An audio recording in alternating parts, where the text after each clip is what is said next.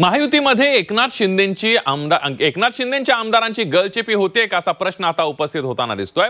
शिवसेनेचे जळगाव पाचोरा मतदारसंघाचे आमदार किशोर पाटील यांनी निधी वाटपावरून महायुतीला घरचा आहेर दिलाय, तर बुलढाण्याचे आमदार संजय गायकवाड यांनी मतदार यादीतील डबल नावांवरून निवडणूक आयोगावर कठोर टीका केलेली आहे।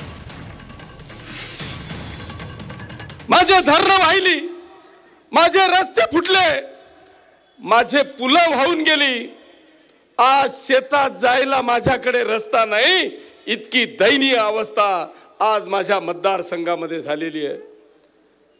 दुसऱ्या बाजूला शासनाकडे पाहावं, एक वर्ष झालं, एक वर्षामध्ये भाऊ आणि आमदार चंद्रकांत भाऊ या ठिकाणी साक्षीदार आहेत।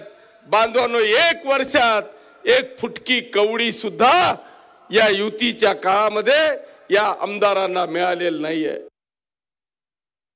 दरवर्षी इकडे शेकडो अधिकारी येतात, शेकडो अधिकारी निघून जातात।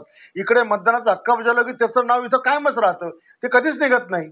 मतदार यादी फुगेल दिसतील, राहायला कोणीच दिसत नाही आणि त्याच्यामुळे मतदाराची वार्डाची प्रभागाची संख्या वाढलेली दिसते, पण मतदार काय दिसत नाही।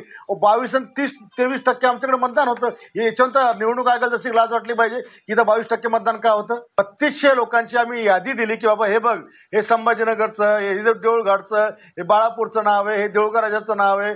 3200 नावाची यादी दिली तरी काढत नाही।